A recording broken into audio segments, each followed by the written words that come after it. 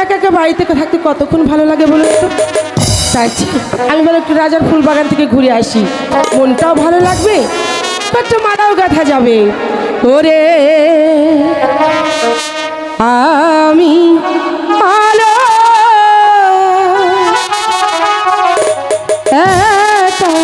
একাবারি থাকি, আমি আলো একাবারি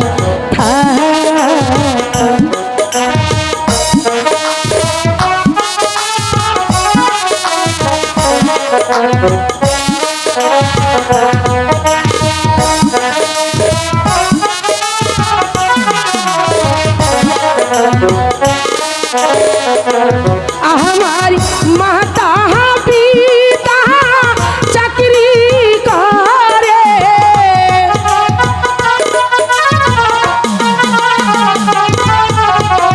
মাতা পিতা চাকরি করে মহারাজার বাড়ি রে, আমি আলো একাবারি থাকি, ওরে আমি আলো একাবারি থাকি।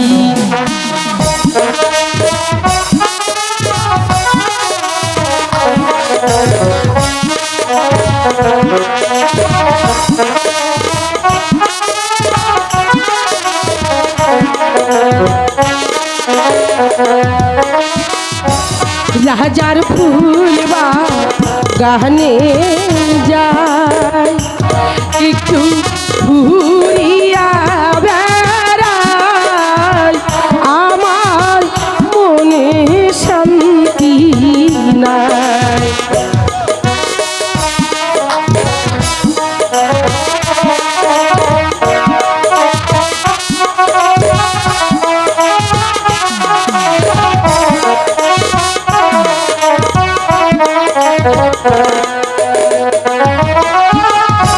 ফুল বাগানে ঘুরি আমি গাঁথি ফুলের মালা,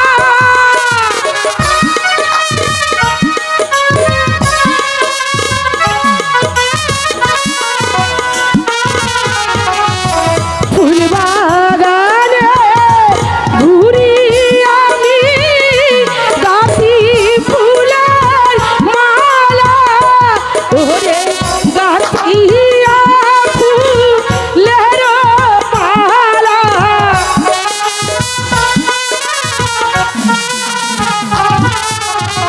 গাঁথিয়া ফুলের মালা পরাব কার গলে রে, আমি আলো একাবারি থাকি, ওরে আমি আলো একাবারি থাকি।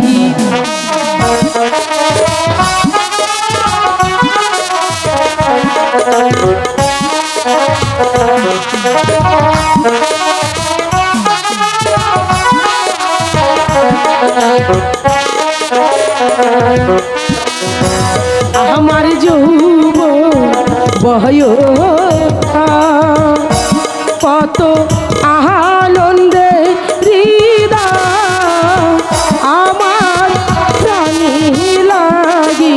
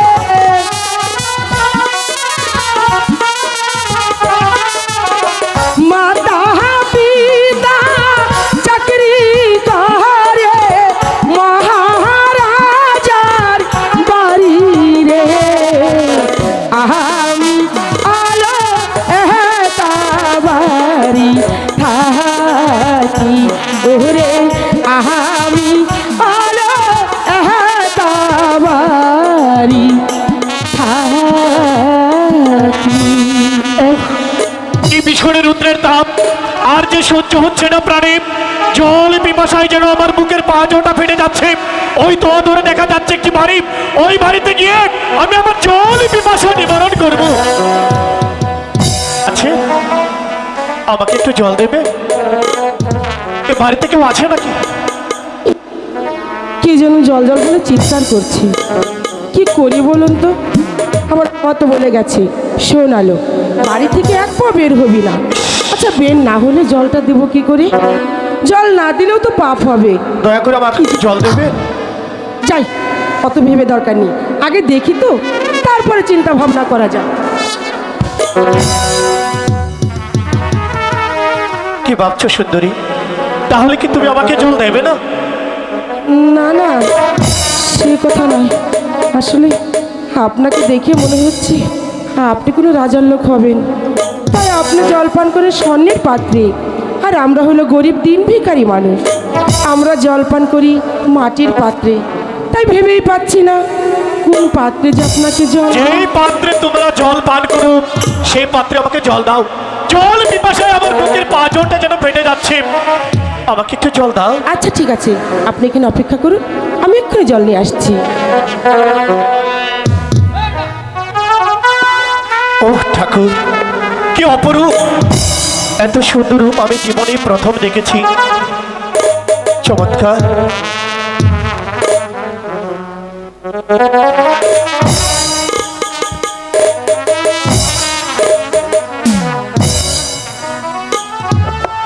এই নিন জল।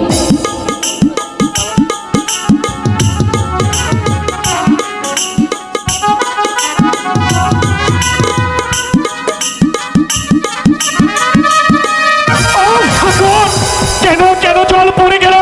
তাহলে কি আমার ভাগ্যে জল নেই ঠাকুর? না, জল থাকবে না কেন? আপনি অপেক্ষা করুন, আমি আবার জল নিয়ে আসছি। না সুন্দরী, আজ আর নয়, তবে আমি আরেকদিন আসবো। সেদিন এসে প্রাণ ভরে তোমার হস্তে জল পান করবো। আজ আমি যাই। শুনুন, যাই বলতে নেই, বলুন আসি।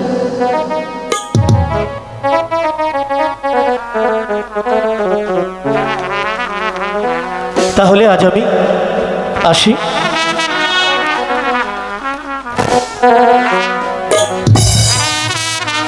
আলো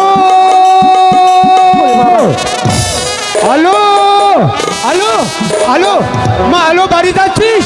মা আলো, মা আলো। হ্যাঁ হ্যাঁ, এই তো আমি।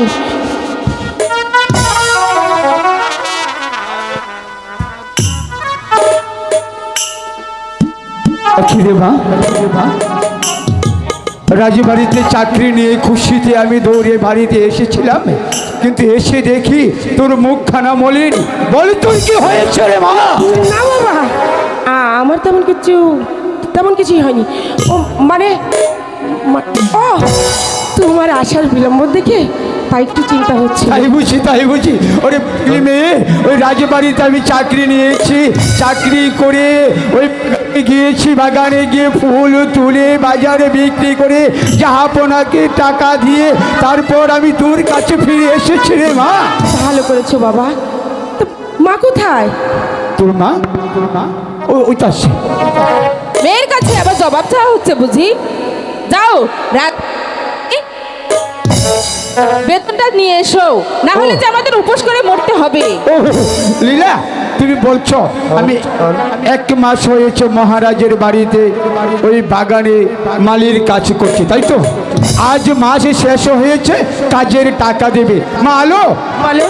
আমি ওই মহারাজের বাগানের বাড়ি যে কাজ করেছি না, তার টাকা নিয়ে আসছি। তুই আর তোর মা ওই বাড়িতে গিয়ে রান্নার কাজটি সেরে ফেল, আমি টাকাটা নিয়ে এসে 3 জন একই সঙ্গে বসে খাবো, বুঝলে? ঠিক আছে বাবা, তুমি যাও।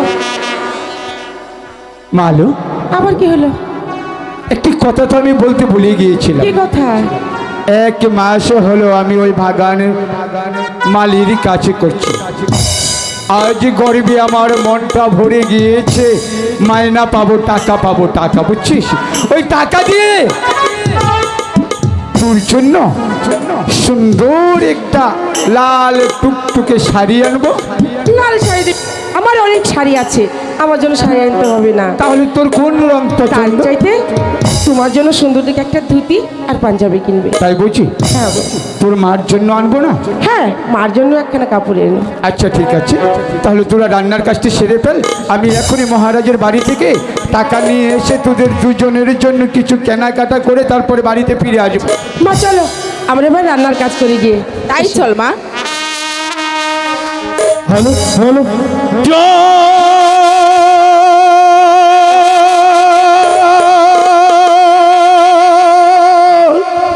খেতে গিয়েছিলাম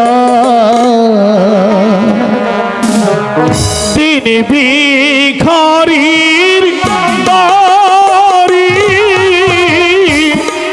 কে জানি জল এনে দিল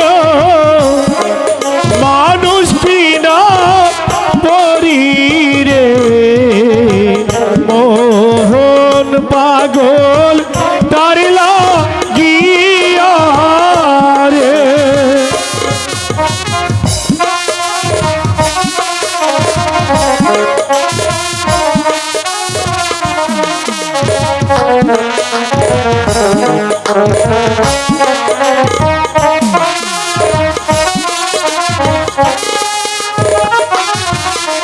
জল পিপাসা ছিল নাম, তার রূপ দেখি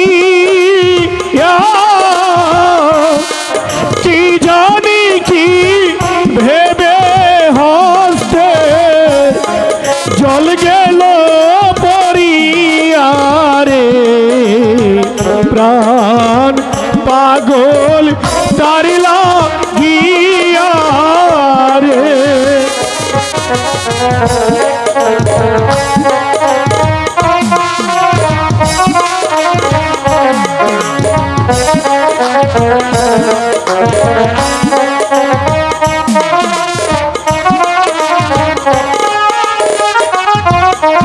জল খাইতে যাব আবার দিন ভিখারির বাড়ি, মিঠাইব জল পিপাসা দেখিয়া সুন্দরী রে, প্রাণ পাগল তারিলা